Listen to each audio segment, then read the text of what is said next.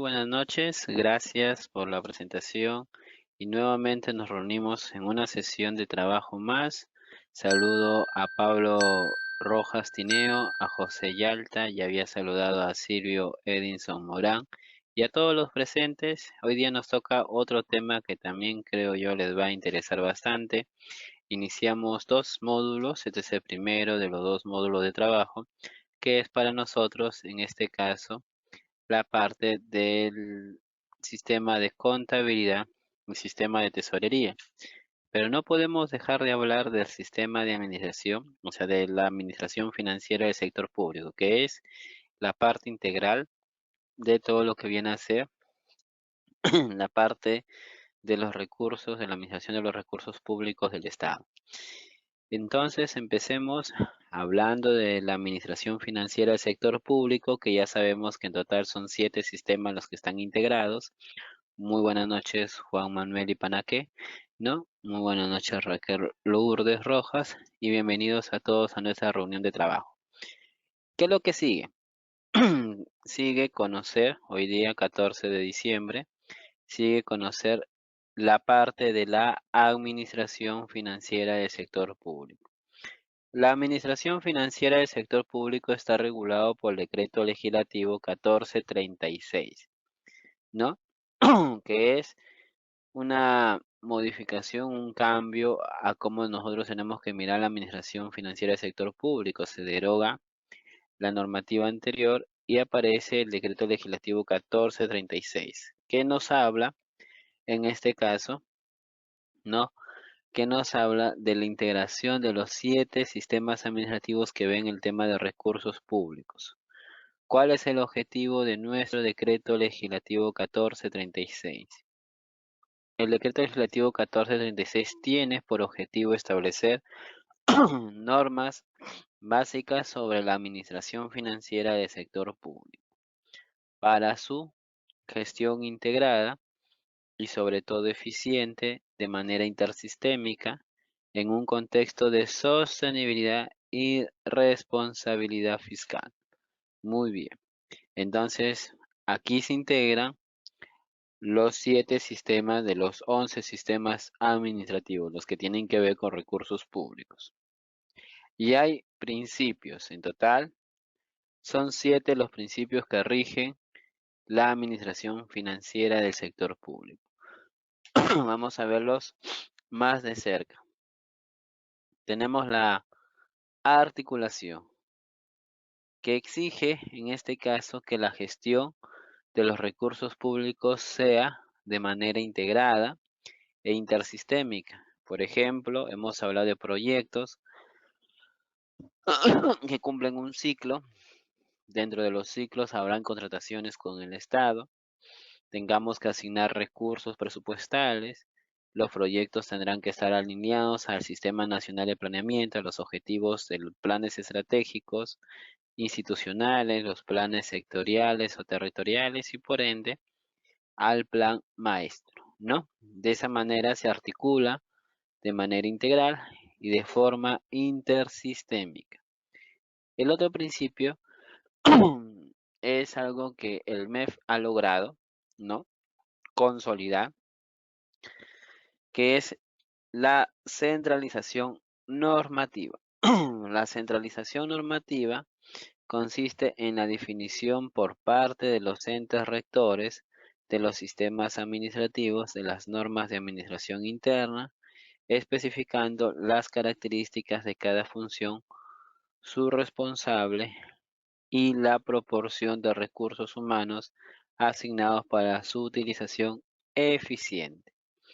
Es decir, las direcciones del MEF que están a cargo de los sistemas, de los 7 sistemas administrativos, lo que deciden desde el MEF es todas las pautas normativas, la parte de directivas, formatos, guías de trabajo, a fin de implementar desde el MEF y de manera centralizada toda la información que demande el sistema, incluido la propia formación de recursos humanos, es decir, volverse especialista en uno de los sistemas que uno esté interesado. Por ejemplo, presupuesto, por ejemplo, abastecimiento, tesorería, contabilidad, etcétera. Muy bien. Vamos a ver el otro principio, que es la descentralización operativa. Ya hemos visto la centralización normativa, todo sale del MEF. La descentralización operativa es lo opuesto, porque el MEF diseña modificaciones, aspectos que tienen que implementarse, tienen que ser de fácil implementación en todas y cada una de las unidades dentro de las entidades del sector público. Consiste en que las respectivas unidades dentro de las entidades del sector público respondan a los lineamientos y sea factible ejecutarlos, dados por quién, por los entes que están involucrados en la administración financiera del sector público. En pocas palabras, el MEF regula, pero también el MEF hace que esto se implemente en cada institución del Estado. En cada institución del Estado. Muy bien. Ahora vamos por el otro principio, que es la multianualidad.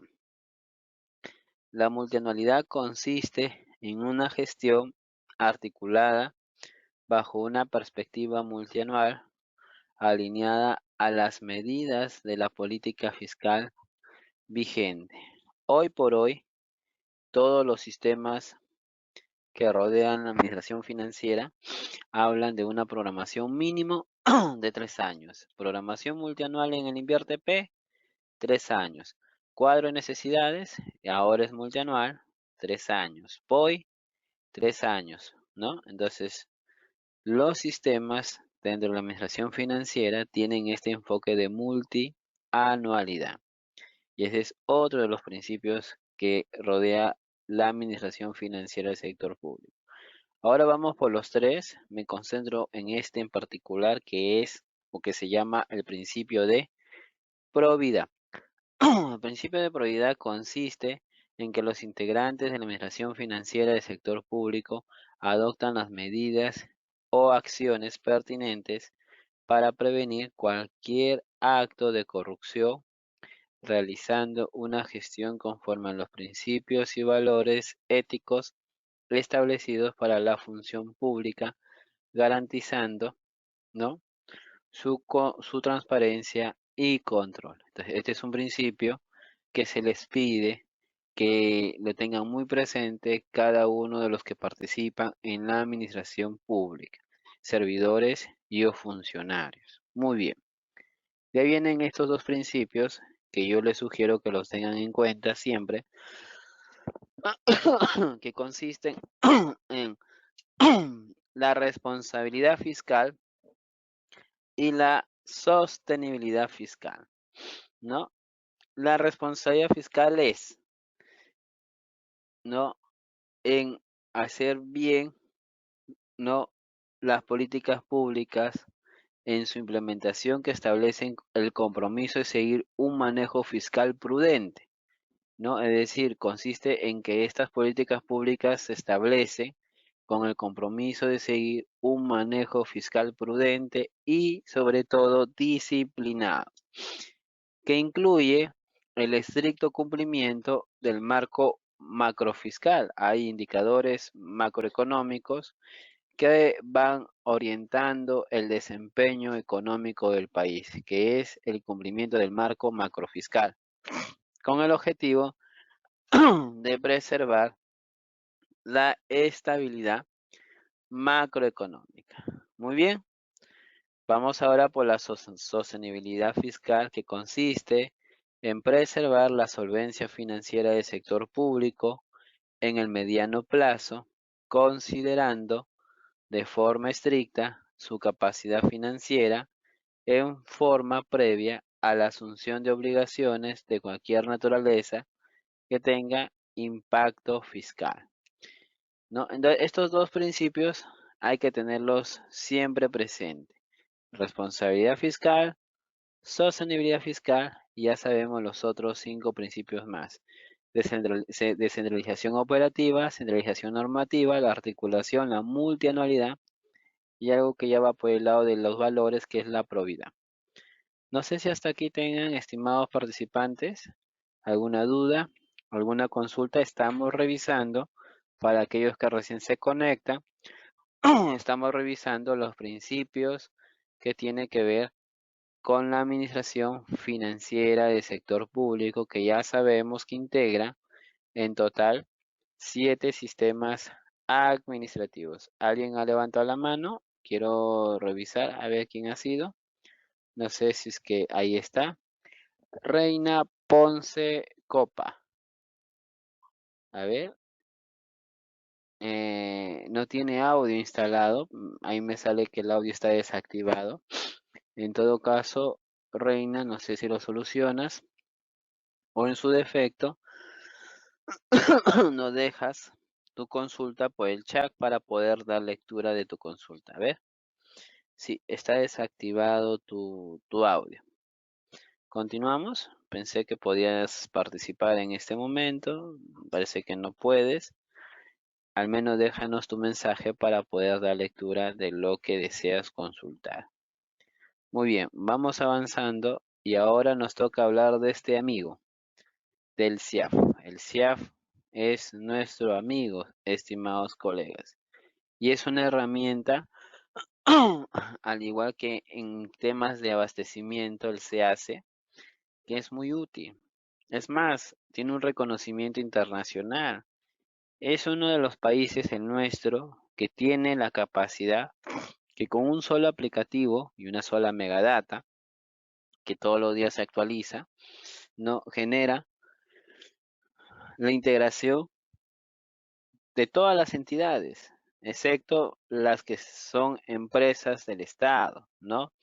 Las que están adscritas al FONAFE o fuera del FONAFE, ellas tienen otro tipo de regulación, normalmente usan el SAC, que es un sistema, se puede decir, informático diferente al CIAF. Pero hablemos de esas grandes cantidades de entidades públicas, de los gobiernos locales, de los gobiernos regionales, de los sectores, de los organismos autónomos, todos logran usar el CIAF y hacer las mismas operaciones. Algunos harán más o menos operaciones dependiendo de qué, dependiendo de la capacidad de gestión de los recursos. Ojo con eso, los recursos pueden ser solamente recurso ordinario, directamente recaudado. En algún momento nuestra entidad hará endeudamiento público, ¿no? Etcétera, etcétera, etcétera. Muy bien. Y nos pregunta Cintia Palacios. Veo en el chat, antes de entrar a hablar del tema del CIAF, y Cintia nos pregunta. En las clases anteriores se mencionó los techos financieros. ¿Qué son los techos? A ver, eso se mencionó, si me bien lo recuerdo, ¿no? En el módulo de presupuesto. Y es el marco presupuestal. El tope se llama marco presupuestal. Si en algún momento dije techo, era para que más o menos se entienda este tema dentro de nuestra idiosincrasia técnica. Pero el nombre correcto es el marco presupuestal. Cada entidad ahorita, hace una semana, se ha publicado en el Diario El Peruano la Ley de Presupuesto del año 2023. En estos momentos, lo que queda de este año, se aprobará los presupuestos institucionales de apertura, que tienen que ceñirse a los marcos presupuestales globales detallados en la Ley de Presupuesto. De ahí, el marco podrá incrementarse, entonces habrán modificaciones de tipo institucional posiblemente, porque se incrementa el marco presupuestal, o también podría disminuir, ¿no? Va a depender de las razones por las cuales puedan incrementar o disminuir. Muy bien. Y eso sería para nosotros eso que has hecho referencia a los techos financieros o para nosotros conocidos como el marco presupuestal. Muy bien. ¿Cuáles son las empresas del Estado? Justo las láminas que vienen tienen una detallada precisión sobre cuáles son entidades cuáles son instituciones, cuáles son empresas financieras y empresas no financieras. Todavía no nos adelantemos, José, a esa parte, ¿no? Que sí lo tenemos detallada en nuestra presentación de trabajo. Muy bien, ya hemos visto esto. Hablemos del CIAF y hablemos de los lineamientos que tiene el CIAF. Reitero, aquí es la integración de 7 sistemas y hemos visto algunos de los 7, ¿verdad? Hemos visto presupuesto, hemos visto, ¿no? Hemos visto abastecimiento, hemos visto invierte P, hemos visto endeudamiento, también lo vimos. Recuerdo muy bien que ese módulo lo adelantamos y ahora nos toca ver la parte de los lineamientos del CIAF. Entonces, con todo lo que ya hemos visto y algunas cosas que posiblemente no veramos porque la currícula es de 13, 14 módulos de trabajo, sesiones de trabajo para ser exacto. Entonces, aquí traemos los lineamientos del CIAF. El primero es que la programación multianual de los recursos públicos alineada con la política fiscal, ¿no? En este caso, el logro de los resultados prioritarios y el desempeño institucional en consistencia con las políticas públicas a través de los sistemas nacionales de presupuesto público, que ya lo hemos visto, de tesorería, que es lo que vamos a ver, de endeudamiento público que también hemos visto, de programación multianual y gestión de inversiones y de abastecimiento que también lo hemos desarrollado, así como la gestión fiscal de los recursos humanos, que es un tema que no vamos a tocar en nuestro diplomado. Entonces, en todo momento, según los lineamientos, se hace esta famosa programación multianual de los recursos públicos, alineada ¿a qué? A esta política fiscal. Y esa política fiscal es definida desde el MEF. Ojo, son en total 7 los sistemas integrados en el CIAF. Lineamiento 2 nos habla lo siguiente. La evaluación ex antes, la evaluación intermedia y la evaluación ex post de las inversiones. Cuando hablamos de la evaluación ex antes, posiblemente cuando estemos haciendo la programación multianual y la etapa de formulación y evaluación. ¿Cuándo podemos hacer la evaluación intermedia? Cuando iniciemos o no la ejecución física de las inversiones y las culminemos. Cuando hablamos de la evaluación ex post, cuando ya el proyecto, con todos sus componentes, ha iniciado la operación y el mantenimiento. Muy bien. Y por eso nos dice, nos recuerda el CIA, que esto se hace a través del Sistema Nacional de Programación Multianual y Gestión de Inversiones, más conocido como el famoso Invierte P. ¿Cuál es el tercer lineamiento? La gestión integrada de activos y pasivos financieros. Al igual que las empresas, tenemos como Estado que gestionar estos famosos activos financieros y pasivos financieros, ¿no? Recordemos conceptos básicos de finanzas. Un activo es algo que le pertenece a la entidad, que puede ser dinerario o no dinerario, ¿no? De corto o largo plazo. Aquí nos referimos a activos financieros, decía, o sea, dinero.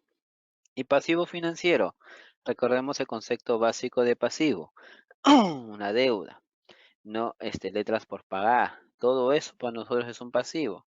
Entonces, en el Estado también hay instituciones, desde el MEF u otras instituciones, que gestionen estos pasivos financieros. Por ejemplo, el servicio de deuda con sus intereses, etcétera, etcétera, etcétera. Muy bien. Recuerden que también se hace la gestión de riesgos fiscales y esto se da a través de dos sistemas, el Sistema Nacional de Tesorería y el Sistema de Endeudamiento Público. Muy bien, tenemos los 3 primeros lineamientos. Vamos por el cuarto. Y aquí ya no hablamos de abastecimiento, de invierte precio, no hablamos de la contabilidad. La contabilidad de todas las transacciones económicas, financieras y patrimoniales del sector público, al igual que en las empresas privadas, en las organizaciones privadas, incluso el ciudadano con negocio, ¿no? también hacen contabilidad, al igual que debe de hacerlo en este caso la institución pública y se hace a través del Sistema Nacional de Contabilidad. Aquí nosotros vamos a recurrir a las normas internacionales de contabilidad del sector público. Muy bien. Lineamiento 5. Nos recuerda el CIAF que debemos de hacer la gestión de bienes y servicios del sector público y su trazabilidad para la presupuestación, es decir, desde el inicio, desde su requerimiento, su gestión, es decir, el proceso de compra, ingreso, registro y el funcionamiento de las entidades públicas, empresas públicas y otras organizaciones que administran recursos públicos. Y esta gestión de bienes como de servicios se hace a través del famoso sistema de abastecimiento, el Sistema Nacional de Abastecimiento. Muchas de las compras que se hagan dentro del Sistema Nacional de Abastecimiento se hacen en el marco de la Ley 30225, el texto único ordenado de la Ley 30225, pero también ya hemos aclarado que pueden haber otros mecanismos, ¿no? Dentro del Sistema Nacional de Abastecimiento se realizan estas contrataciones. Muy bien. Y el último lineamiento habla de la gestión de los ingresos correspondientes a los recursos humanos del sector público, alineada con los principios de sostenibilidad fiscal y responsabilidad fiscal a través de la Dirección General de Gestión Fiscal de los Recursos Humanos, estimados colegas. Entonces, estos son los lineamientos que debemos de dar cumplimiento. Debemos de ser eficientes en estas instrucciones que nos da el MEF a través, a través del decreto legislativo 1436 y sus disposiciones reglamentarias. Muy bien. Para aquellos que capaz este tema ya se les complicó un poquito, ¿no? Porque ya estamos hablando de finanzas públicas, del tema contable, ¿no? Si era bastante el tema del invierte P, de abastecimiento, de presupuesto. Hemos preferido en esta oportunidad, como parte de la gestión de lo que hacemos nosotros desde Gaceta Gubernamental, es impulsar conceptos previos que consolide el participante. Siempre se habla de actividad económica en las instituciones públicas y es que la institución pública no hace un desempeño dentro de su rol, dentro de la ley de creación, que esa sería su misión. Por lo tanto, ahí hace una actividad pública denominada como la provisión de bienes y servicios públicos. Una institución debe de existir para un fin, no existe por gusto. No debería ser esa su razón de ser. Entonces, siempre van a dar algún bien o siempre van a proveer al ciudadano de un servicio público. A ver, vamos a unos ejemplos. No sé si ustedes están en la capacidad de escribir. Por ejemplo, ¿cuál es el producto o los productos o los servicios que puede dar migraciones? A ver, ¿quién se anima a escribir? Estamos preguntando de la actividad económica que puede estar realizando migraciones, que es, reitero, la provisión de bienes y servicios públicos por parte de las entidades públicas financiadas por el presupuesto del sector público o parte de las empresas públicas u otras formas organizativas que administran recursos públicos en el marco de los principios de sostenibilidad fiscal y responsabilidad fiscal. Ahí tenemos algunas respuestas. Pasaporte. Muy bien. Ese es un producto. Hay varios productos. Dan pasaportes. ¿A quiénes? A los nacionales, ¿verdad? A nosotros nos corresponde nuestro pasaporte. No todo ciudadano lo tiene. Hay que pagar. Debería ser gratuito. ¿Por qué no? Bueno, por ahora tiene un costo, ¿no? Los DNIs también tienen un costo. Ese sería otro producto. Ese producto sería de la RENIEC. Regresemos a migraciones y migraciones también le da, por ejemplo, el famoso carnet de extranjería a los extranjeros que están, en este caso, que están en este caso dentro de nuestro territorio peruano y obviamente están realizando actividades de carácter no mediano o de largo plazo. Incluso algunos después buscan nacionalizarse, ¿no? Ese también sería otro producto dentro de las competencias de la institución, que en este caso es de migraciones. Muy bien. Entonces, esa es su actividad económica, ¿no? Lo que hace la institución pública se convierte en esa actividad económica que tiene que realizarse. Muy bien. A ver, Manuel, ahí te hago una precisión. Me has dicho pasaportes, está muy bien, pero no son cédulas andinas. No hace cédulas andinas. Lo que hace eso es la comunidad andina. No, la comunidad andina creo que da alguna credencial, algo, no estoy seguro, pero eso no es un producto de migraciones. Migraciones lo que te da, que los da a nosotros los nacionales, como también lo da el Ministerio de Relaciones Exteriores, son pasaportes a los nacionales y a los extranjeros el carnet de extranjería. ¿Y qué pasó con el problema de los venezolanos? Me refiero al fenómeno migratorio. Ese es, verdad, fue una agenda muy importante donde el Estado peruano sacó el famoso PTP, ¿no? Pase temporal, ¿no? No, no me acuerdo su sigla, pero un pase temporal, eso sí recuerdo muy bien. Y esto era, como su propio nombre lo dice, un carnet temporal que con el tiempo conllevarían a nuestros, ¿no? Con ciudadanos extranjeros, a los ciudadanos que radican en nuestro país, a tramitar su carnet de extranjería, el pase de tránsito personal. Muchas gracias, Pablo, el famoso PTP, ¿no? Y es temporal, a diferencia de la cédula de carnet, perdón, del carnet de extranjería que tiene un horizonte más largo, ¿no? Muy bien. Con el tiempo, los extranjeros en Perú suelen casarse en Perú, hacer su familia en Perú y pedirán su nacionalidad, ¿no? Hay incluso notas de prensa en migraciones, que tal artista, tal futbolista se ha nacionalizado peruano, ¿no? Esas son las cosas que a veces uno por ahí se entera dentro de la farándula, por ejemplo.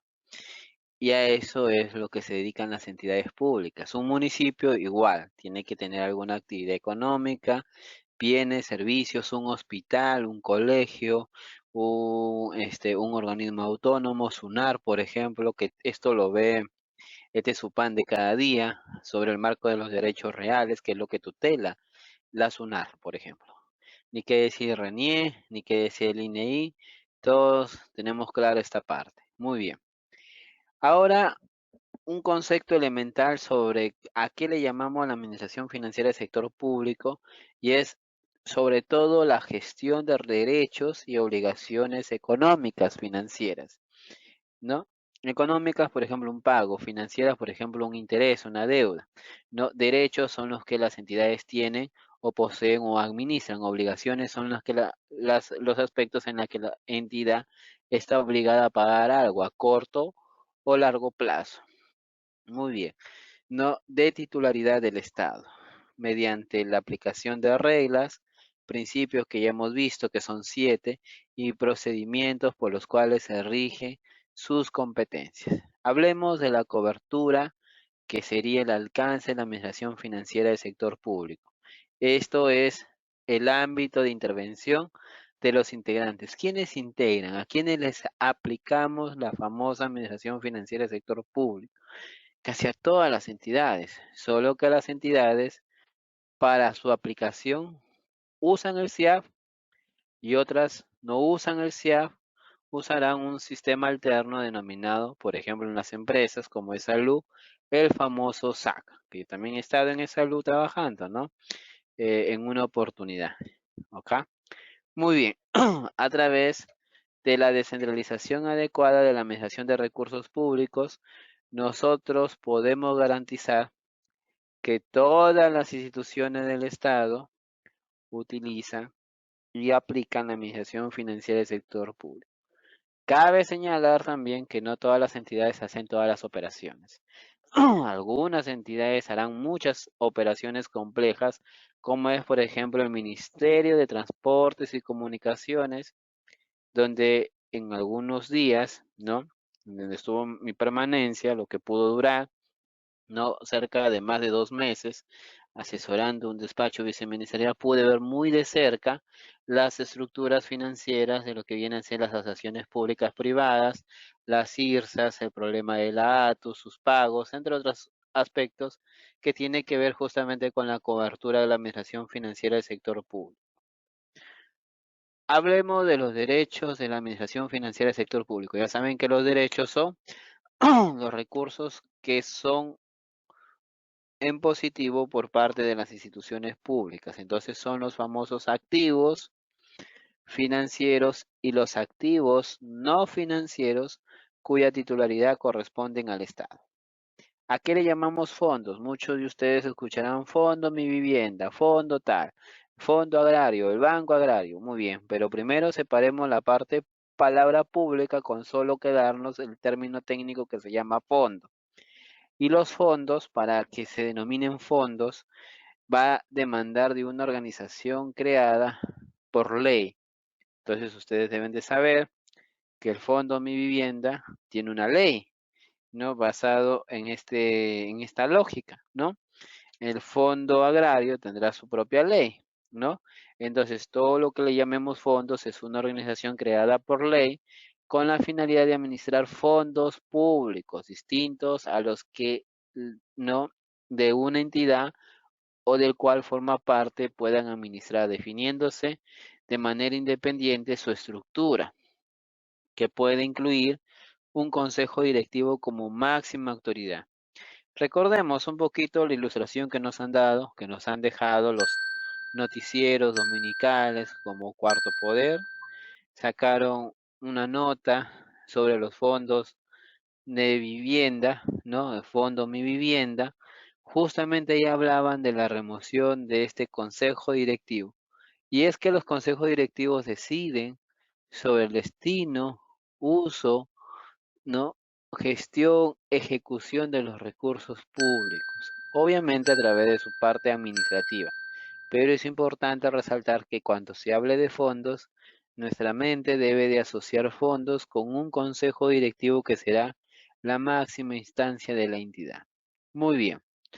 Los activos financieros, como en cualquier institución pública, así como en las privadas, por ejemplo, será dinero, la liquidez, para nosotros los recursos directamente recaudados o los recursos provenientes del cano, ¿no? Y los no financieros pueden ser, por ejemplo, ¿no? La caja, la tributación, la recaudación, lo que sea dinero en efectivo, o también los activos que sean de gasto corriente, de manera de rotación rápida. Esos términos los vamos a ver, José, más adelante. Solo he tratado de explicar un poco sobre el tema de los activos financieros y no financieros. Para una mejor orientación, los activos no financieros, por ejemplo, son todos los bienes que de corto plazo se pueden consumir o de largo plazo se pueden conservar, ¿no? Separando obviamente el tema de los activos no financieros de la 26 que ya pueden ser incorporados como gasto de capital, ¿no? Que la 26 todo es gasto de capital. Y ahí vamos a encontrar también activos no financieros. Muy bien. Y los fondos públicos, por lo tanto, ¿qué sería? Si la denominación fondo nos lleva a un consejo directivo, entonces los fondos públicos, ya como fondo, como dinero, son los flujos financieros que constituyen derechos de la administración financiera del sector público, cuya administración se encuentra a cargo del sector público de acuerdo al ordenamiento legal aplicable. Por ejemplo, el fondo de vivienda, del fondo Mi Vivienda, no podría estar administrando no una cantidad de recursos de miles de millones de soles. Por ejemplo, el Fondo de Seguridad Ciudadana. El Fondo de Seguridad Ciudadana tiene un consejo directivo y hay muchas instituciones, unidades ejecutoras del Ministerio Interior que pueden afectar sus proyectos a este Fondo de Seguridad Ciudadana. Muy bien, sigamos con las definiciones un poco para ir aclarando el panorama. Si hablamos de derechos, que son en este caso, lo que la entidad tiene como activos financieros y no financieros, también es correcto, bajo el principio de paridad contable, de hablar de la otra cara, que son las obligaciones, ¿no? Entonces, las obligaciones dentro de la administración financiera del sector público son los pasivos financieros y no financieros, cuya titularidad corresponde al Estado, cuya titularidad corresponde al Estado. Por ejemplo, una operación mediante obras por impuesto. Ya se entregó la obra, ahora tiene que hacerse el CIPREL y el servicio de amortización del adelanto del impuesto a la renta. ¿A quién se le adelanta? El privado le adelanta al tesoro. ¿El tesoro qué hace? Como aceptaba el canje, ahora esto lo carga no financieramente a la municipalidad, al gobierno regional o a la universidad que haya hecho esta operación de obra por impuesto. Como quien dice, no es gratis, lo que haces es comprometer flujos futuros, ¿no? Es bueno, es beneficioso, es eficiente, no hace que los proyectos se ejecuten ahora, no después, pero alguien los pagan después. Entonces, un alcalde que tiene 4 años de gestión, los que están ingresando, por ejemplo, aquí alertas, pueden convertirse en asesores sobre este tema. Una manera de incrementar su marco presupuestal, hablábamos de techos presupuestales, ¿no? Que en realidad es la asignación de recursos, ¿no? Y que el MEF le dé opinión favorable. Es decir, a ver, yo tengo 4 años de gestión, el primer año es un año de aprendizaje, ¿no? Pero no queremos aprender, queremos hacer las cosas en seco, ¿no? Iniciamos proyectos, su formulación clave es el presupuesto participativo de este año que vamos a tener. Ya hemos mapeado el presupuesto participativo del año pasado, como candidatos hemos participado, entonces ya sabemos lo que se nos viene. Muy bien, como logramos impulsar proyectos que el alcalde saliente, el gobernador regional saliente, ha tenido que aceptar en su presupuesto por resultados, perdón, en su presupuesto participativo, ahora que esto ya está aprobado, ya lo vamos a ejecutar. Entonces esa es la estrategia, ¿no? Participar en el último año en el presupuesto participativo y cuando ya ganes las elecciones tú como autoridad, ya tienes algo que se ha priorizado, que es de tu interés. Eso se llama la gestión dentro de tu territorio, tus prioridades no democráticas, ¿no? Para eso estás en el ejercicio de funciones. Muy bien. Entonces, propones en el marco de este tipo de obligaciones que si el marco de la 26 es 20 millones, incorporar 10 o 20 millones más, duplicarlo, pero bajo la estrategia de obras por impuesto. Significa que tendrás que acudir a proinversión, estructurar esto, ir al MEF, a la DGPP, ¿no? A la Dirección General de Tesoro Público y a la Dirección General de Presupuesto Público, convencer de que se están comprometiendo flujos futuros de los próximos 10 años. Comprometes hasta 3 gestiones nuevas, incluida la tuya, en los siguientes años. Entonces lo importante es sacar las obras en el segundo o tercer año, inaugurarla de ser posible, pero ya después de emitir los cipreles, lo que viene es servicio de caja, ¿no? Servicio de amortización del ciprel. Entonces, tu marco sigue siendo 20 millones, sino que de los 20 millones has estructurado 8 millones como OXI durante los últimos 10 años que viene, ¿no? Es decir, has adelantado 2 gestiones consecutivas OXI por 80 millones, ¿no? Y eso hace que en los próximos 10 años, cada año se le reste al marco 8 millones de soles. Como son 10 años, son 80 millones, ahí está tu financiamiento. En pocas palabras, has adelantado recursos, ¿no? Esa sí es una muy buena estrategia, que algunos alcaldes se animarán a hacer, otros quedarán, pero no tendrán el equipo técnico que puedan hacer. Por eso es importante tener esto claro. Entonces podríamos lograr aumentar un poco más el marco de la 26 mediante esta estrategia, que lo que sugiere a nivel financiero es, si tu marco es 20, puedes tener 40, esos 20 de más provienen de flujos futuros. El siguiente año haces la misma estrategia, ya tienes 40 millones más y cada año que viene, después del tercer año, vas a amortizar por año 4 millones de soles. El alcalde que viene, que cree que tiene 20 millones, ya no tiene 20 millones disponibles por año. De los 20 millones tiene que ya comprometer, porque así está diseñada las obligaciones financieras, 4 millones a tesoro porque se adelantaron proyectos. Mejor dicho, se adelantaron recursos porque los proyectos sí son necesarios, no es que se adelanten. Los proyectos, si los viabilizas, van a necesitar seguir la siguiente fase con lo que hemos demostrado. Entonces aquí está el puente, pues señores, en la interconexión sistemática. Y hablemos ahora de algo que es un tema del MEF, política fiscal. Siempre se habla política fiscal, a veces se habla tanto, pero no nos preocupamos por saber qué significa exactamente política fiscal. A ver, política es un lineamiento fiscal que tiene que ver con el tesoro público.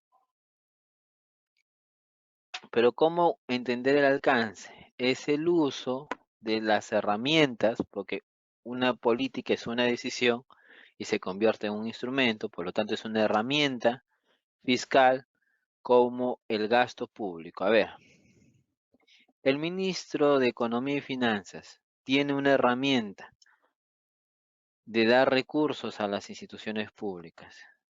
¿Dejará arbitrariamente que las instituciones públicas vayan así al azar? ¿O empezará a controlar los famosos PCA, el compromiso de vengado, girado, monitoreará, pedirá recursos, no dará más recursos, le quitará recursos para asignarlos a unidades que sí están gastando? Eso se llama gasto público. Entonces el MEP está preocupado en el gasto público. Muy bien, pero hay otra institución que está preocupada en los impuestos. Ya sabemos quién es, la SUNAT. Y hay otra institución que está viendo el tipo de cambio. ¿Quién es? El BCR. Hay otra institución que está viendo el tema de las finanzas públicas. ¿Quién es? Tesoro Público, el Banco de la Nación y el tema de la emisión de bonos soberanos en la Dirección de Política Macroeconómica. Entonces, todo eso se articula aquí en la política fiscal, o sea, son varios instrumentos. Y demos gracias a esta estructura sólida que a pesar de nuestras crisis, no solamente políticas, sino de todo nivel, hoy por hoy el Perú está tratando de sostenerse de lo que puede, eso sí, ¿no? Eso sí hay que dejarlo bien en claro. Entre el milagro y la dedicación en las finanzas públicas, hay una magia aquí que no se comprende con tanta precisión, pero que lo real nos llevan a un buen resultado cada fin de año. Al menos sostener el crecimiento. Para influir en la economía, se determina siguiendo los principios de sostenibilidad fiscal y responsabilidad fiscal. Entonces, si el ministro de Economía ve que con la burocracia no se puede llegar a niveles óptimos de gestión y él está obligado a garantizar el gasto público de todo el Estado, sobre todo el Poder Ejecutivo, porque un tema es el Poder Legislativo y otro tema diferente es el Poder Judicial. Igual, como todas somos instituciones del Estado, ¿no? En este caso, ¿no? Como todos son instituciones del Estado, todos ven finanzas públicas, ¿no? Todos se miden en base a temas económicos. Entonces, el ministro propondrá una medida extraordinaria, ¿no? ¿Qué medidas extraordinarias de las más conocidas ahorita hay? La famosa 9 UITs, ¿no? Entonces se está impulsando el gasto público sin proceso porque ya no se habla de 8 sino de 9 UITs. Muy bien, ¿qué otra medida? El año 2020 salió el decreto de urgencia 70-2020, que hizo que las contrataciones de servicio de mantenimiento rutinario, no, esto de los caminos sea más rápido. Y eso tenemos ahí, ¿no? Entonces, también está, por ejemplo, el famoso RCC, que nació justamente de una estrategia de la Dirección de Programación Multianual del propio MEF y de algunos consultas orientadas a mejorar el sistema de inversión pública que se metieron en temas de abastecimiento prácticamente. Todos buscan el cumplimiento de las reglas fiscales y con la visión multianual, no anual. Ahora siempre se habla de la multianualidad a fin de contribuir con la estabilidad macroeconómica y la administración adecuada de los recursos públicos a través de la administración financiera del sector público. Miren, aquí estamos viendo algo lento porque sí me interesa mucho que ustedes dominen estos conceptos. Y nos dice Clay Acuña. Clay Acuña nos dice, y antes de ir por Clay, un saludo a Humberto Vicente Bustamante Guapaya, nos escribe y como corresponde le damos aquí el saludo desde Gaceta No Gubernamental. Bienvenido Humberto y continuemos con nuestra capacitación del día de hoy. Nuestra mesa de trabajo nos lleva a hablar de definiciones en este momento de la reunión. Vamos a la consulta de Clay. Un gusto, Clay, tenerte aquí. Y nos dice, ¿este tipo de financiamiento tiene un tope máximo? Claro, lo va a tener.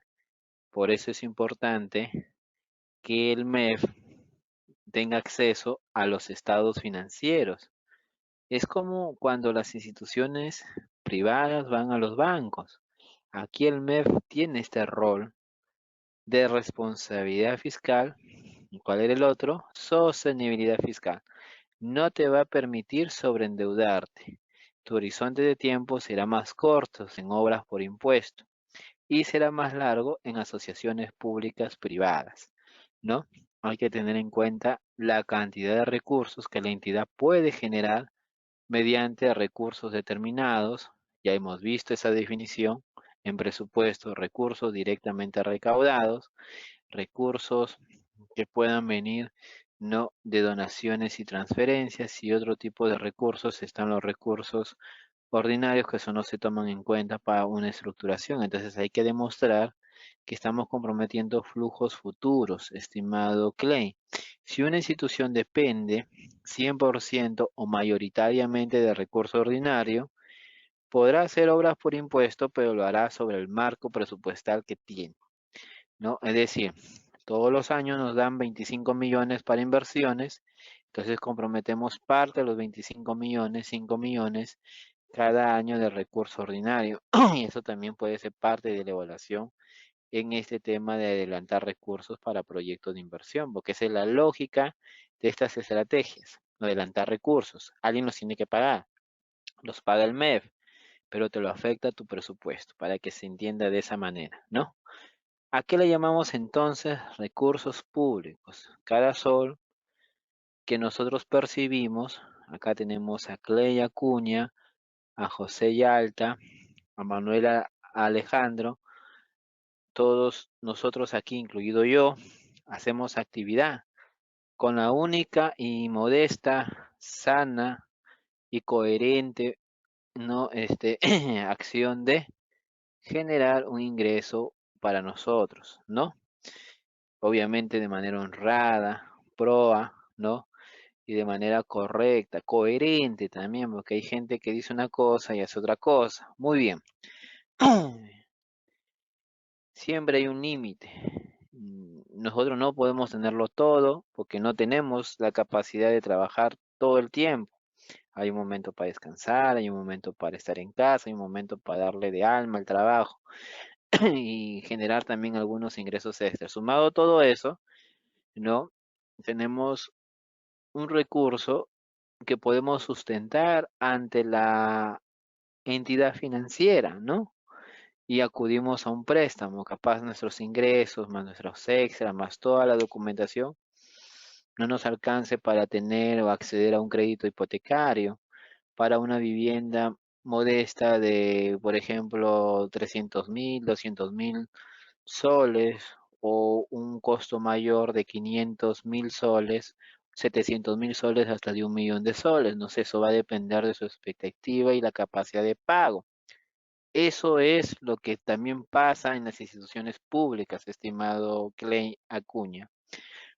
Sería ideal que un alcalde pase de ejecutar 4 proyectos a 80 proyectos. ¿Cuál es el costo real de eso? ¿Qué estará comprometiendo? ¿no? Es factible financieramente, no vaya a estresar las finanzas del sector público porque, al igual que en el privado, nosotros no nos podemos endeudar más del 33%, 30% de nuestros ingresos que podemos acreditar, ¿no? Sin considerar los cambios y los ciclos o los incrementales, eso capaz no entra en el cálculo de los últimos periodos. Por eso el MEF siempre te está pidiendo cómo están tus estados financieros, cuánto lograste, cómo ordenaste esto, tus ingresos, tus egresos, no pasivo, activo.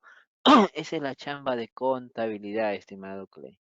Entonces nuestro contador tiene que ser un contador ordenado, que haga las cosas bien para que cuando nos atrevemos a hacer estas cosas, porque estoy bien seguro que gran parte de nuestra audiencia, ahorita somos 85, ya estarán teniendo algún contacto, alguna intención que es la más saludable para nosotros, de que al menos personas como ustedes se incorporen ya, después de nuestras capacitaciones, en una actividad pública, apoyando a un alcalde, gobernador regional, alcalde provincial o distrital. Qué mejor que ustedes, que ya al menos han tenido una guía. No es toda la información que hay en el Estado, pero al menos considero que esta es una base elemental, va a ser su piedra angular para tomar muchas decisiones. Y a ello también hay que definir qué es el sector público, porque a veces también nos perdemos. Ojo que la definición del sector público es muy amplia y es el conjunto de entidades, empresas públicas y otras formas organizativas a las cuales se aplica la administración financiera del sector público, que comprende el sector público tanto financiero y no financiero. Hay sector público financiero, ese que mueve plata, ese que da, no, la banca del segundo piso, que muchas veces lo conocemos así, ¿no? Según se desarrolla en el párrafo 5.2 de nuestro artículo 5 del decreto legislativo 1436.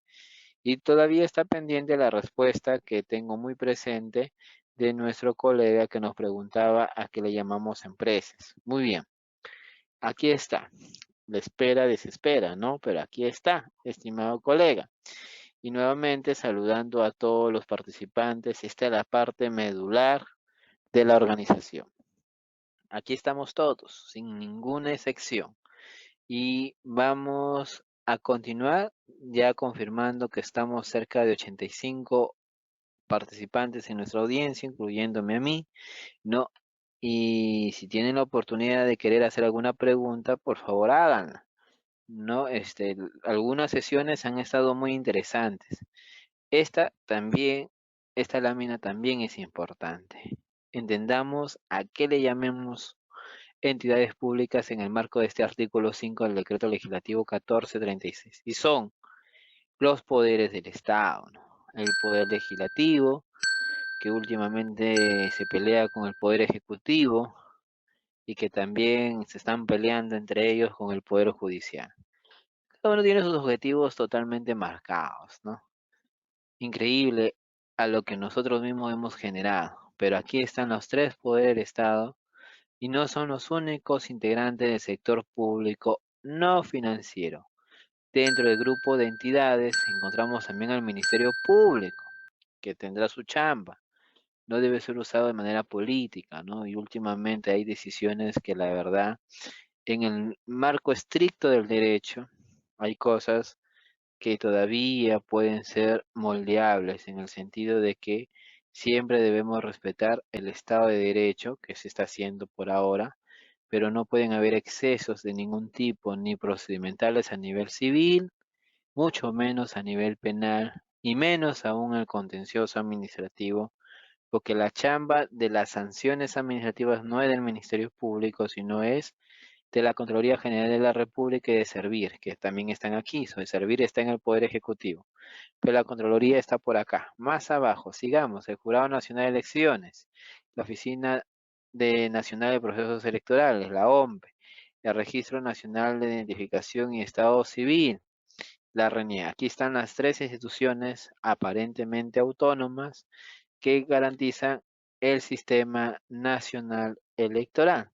Y esta la es extinta Consejo Nacional de la Magistratura, que ahora le llamamos Consejo Nacional de Justicia. La Defensoría del Pueblo, que es diferente al Ministerio Público, ojo, el Tribunal Constitucional, que últimamente está chambeando más de lo normal, ¿no? Está bien, pero tienen que ganarse los frijoles, ¿no? La Contraloría General de la República, nuestra Contraloría, que tiene a cargo un sistema administrativo que es el Sistema Nacional de Control. Eso yo ya lo habíamos mencionado hace mucho en nuestras capacitaciones de nuestros módulos al inicio. También está la Superintendencia de Bancas, Seguros y Administradoras Privadas de Fondos de Pensiones, la SBS, ¿no? Están también nuestras universidades públicas, los gobiernos regionales, los gobiernos locales, y están también quienes, los organismos públicos de los tres niveles de gobiernos, no de los niveles regional y local, y también del Poder Ejecutivo Nacional. Entonces, aquí estamos todos, si se puede decir. Bueno, pero todos ellos, ¿cómo se llaman? Entidades públicas, ¿no? Repito, todos ellos, ¿cómo se llaman? Entidades públicas, ¿no? ¿No? Vamos para adelante y ahora tenemos que hablar de las empresas públicas, pero hay dos grupos. Vamos a llamarle por ahora las empresas públicas no financieras. Este es el grupo más significativo donde hay más instituciones